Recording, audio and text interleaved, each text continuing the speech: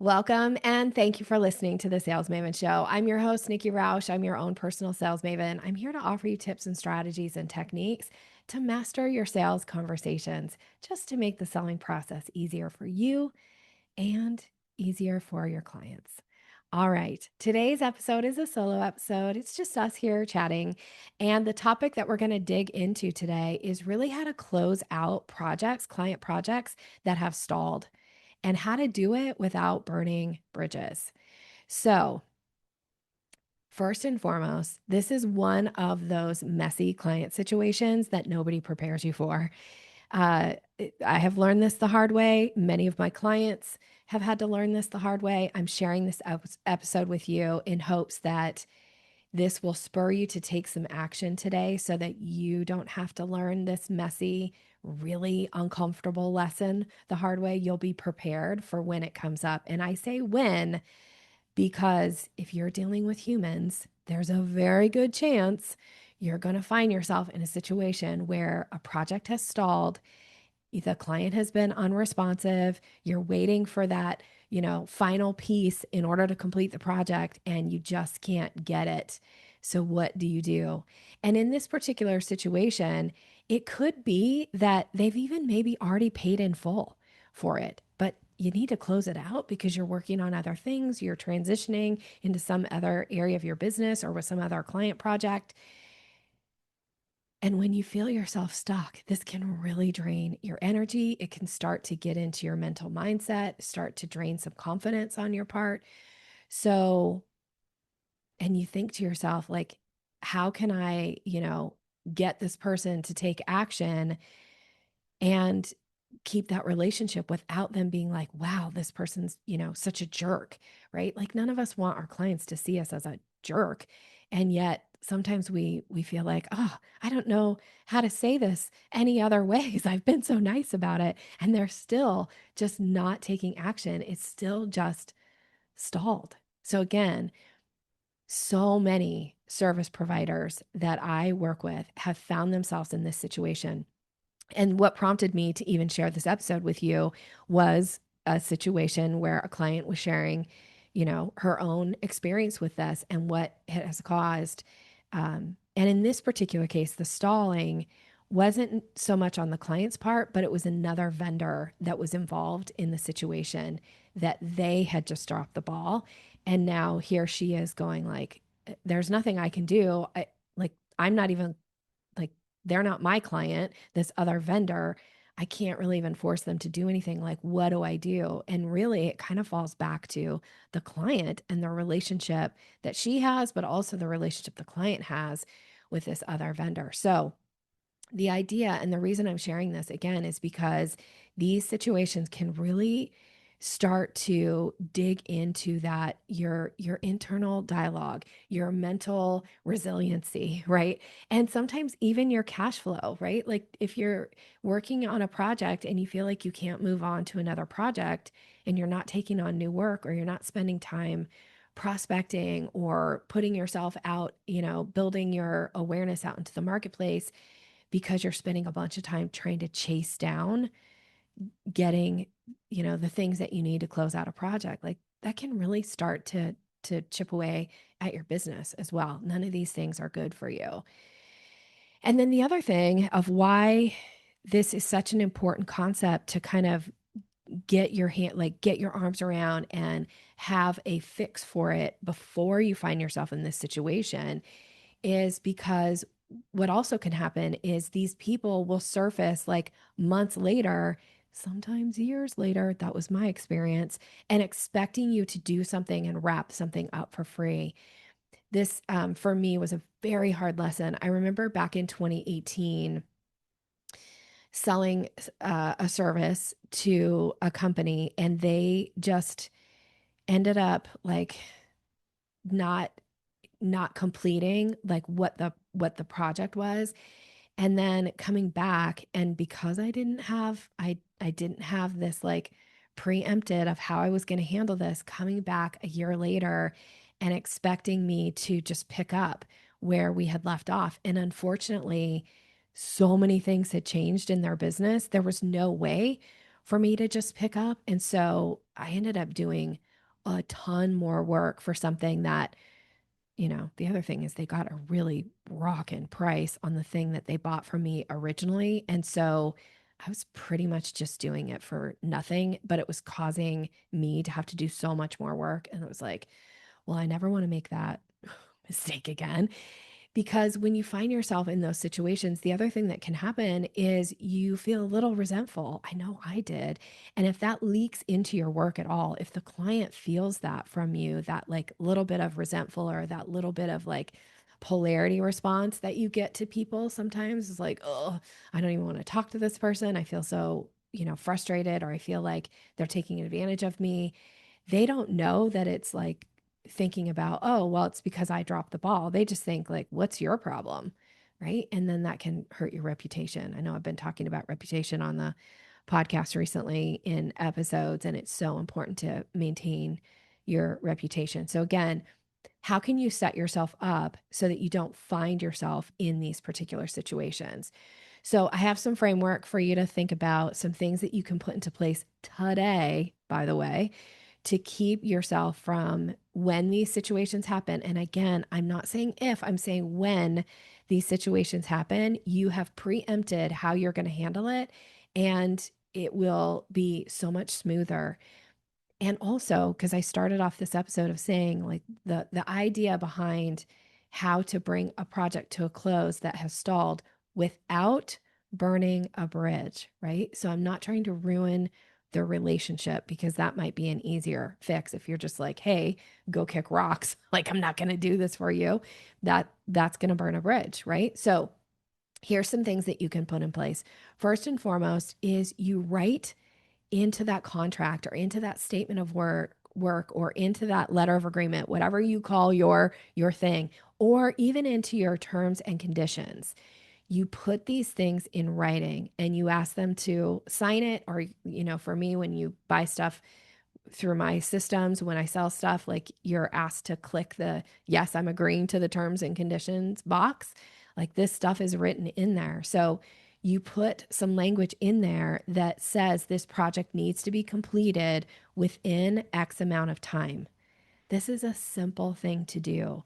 And you can put if you're like, normally this is a 60-day contract, I'm going to say it has to be completed within 90 days, or however you want to do it. Like, you can give a grace period. You don't have to, but write it into the contract, write it into the thing that they're agreeing to or they're signing off on. That right there is going to help you bring these projects to a close without burning the bridge, right? So that's the first thing.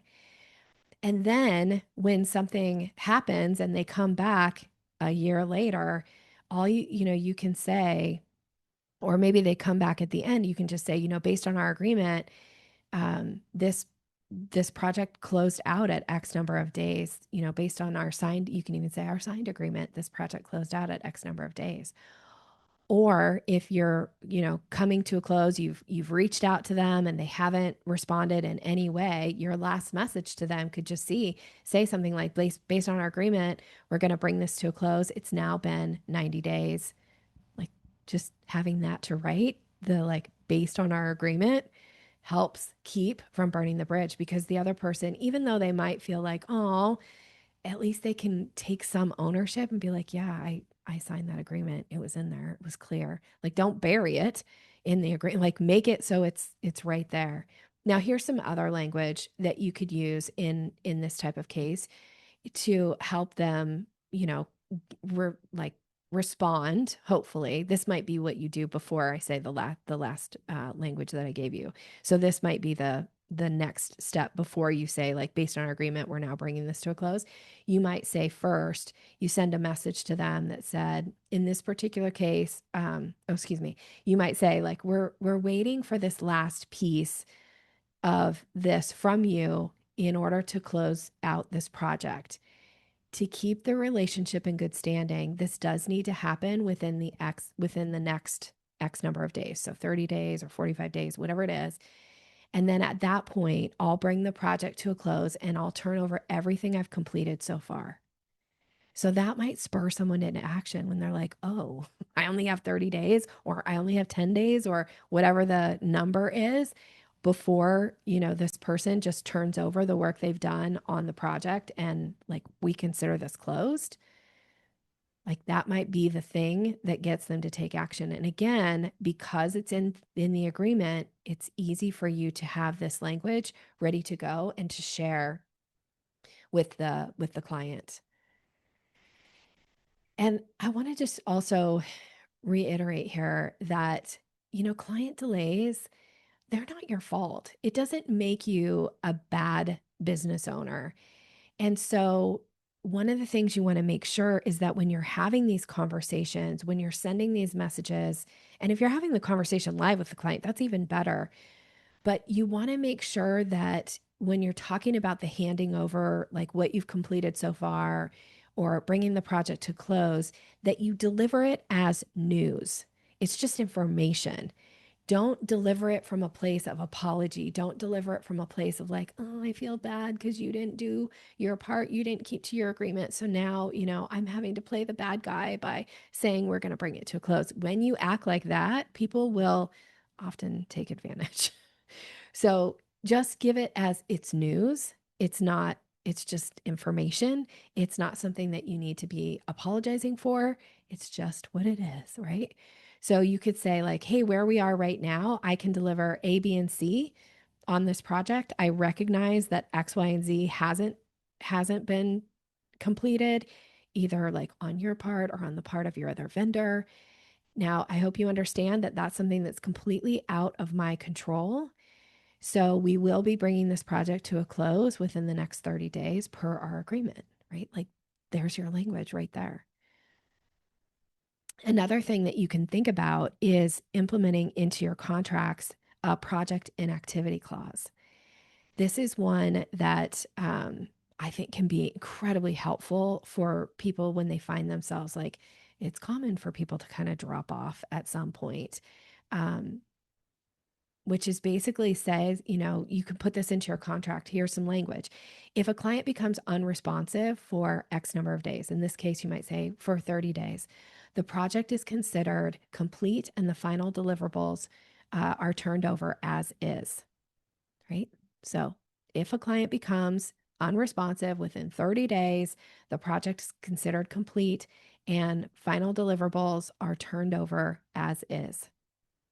Now, like you've got it. It's there. This project inactivity clause, it's written right into your contract. This protects you, keeps from burning the bridge, also protects your mindset, which is so important. So this isn't about you being mean. This is just about you keeping to the contract, keeping to the agreement that you both signed, that you both agreed to. Now, if you are in this place of like, oh, Nikki, I don't know. I don't know if I could do this. It might take a little practice, but the other thing is you could even offer up an extension option, right? Like you could put this into your contract. Should you like for me to keep the project open after the 90 days per our agreement, there is a reactivation fee of X. Like that's another way you can do it. Just to give you a little insight, one of the things that I have done in the past is, and I found this again, I learned this the hard way, is that I put expiration dates on my projects or on my packages. It's pretty common for me to put out offers where people can buy a pack of 3 strategy sessions. And you can use them. I usually say you can use them within 12 months. Man, I've had some coaches really push back on me about that and be like, Nikki, you need to only give people 3 months to use their strategy sessions. But that felt a little too restraining for me. So I give my clients 12 months to use them. We do send them some reminders, even though that is not my responsibility. It's theirs. They purchased it, they agreed to it, but we do send them some reminders of how to schedule their appointments. And then we bring them to a close. Now, I can say in all the years of selling hundreds of strategy sessions in packages like this, there have been times where people have not used them within the 12 months and they've come back and asked if there's a way that they can still use them. Now, depending on the client, I'm going to make this decision like based on the relationship that I have with them. So sometimes the answer is no. And sometimes the answer is I'll give you a week's grace period or something like that. Like it's not an extension. But I have had people who've been really good clients for a long time who have come back and said, I didn't use those. And they'll come back 2 years after the expiration date. I've had this happen 2 years after the expiration date and ask if they could still use them. Now, again, depending on my relationship with the client, sometimes I'll make a concession. The concession is always a reactivation fee for them to use those strategy sessions. I actually don't call it a reactivation fee, but that's what it is. So they have to essentially, I let them buy the thing that they bought at savings at a discount. So I give them somewhat of a credit for the thing they didn't use. Now, do I always do this? No. Do I do it on strategy sessions? Yes. Do I do it on things like the Sales Maven Society? Absolutely 100% no. Because I have no control over whether or not you go into the system and use the trainings. Um, and I do have people that come back and ask me 2 years later, like, oh, I don't think I ever logged in. I want my money back. It's like, yeah, that's not how a membership works. That's like, you don't say that you bought a ticket to something. I didn't go to the concert. I want my money back. Like that seat was sold. Or you don't go, sign up for a gym and say, well, I never use the gym. So now I want you 3 years later to return my 2 months that I paid for it. Like, no, the answer is no. If you're listening and you are one of those people who are thinking about asking me, the answer is no, always to these kind of situations. And and I will say in my thinking, that's not me burning the bridge. That's the other person burning the bridge. Because again, they're not keeping to the agreement that they signed. So that's the other thing for you to think about with your clients is when they're abusing the agreement, when they're abusing the relationship that you have with them, they're the ones that are trying to take all the power. And I would say in a client relationship, in a sales conversation, there needs to be a balance of power. Like you don't get to have all the power because that person will go away. You don't give your clients all the power because frankly, they'll abuse you. And when you're feeling like you're being abused by the client, chances are you've turned over all of your power and you need to start to bring it back.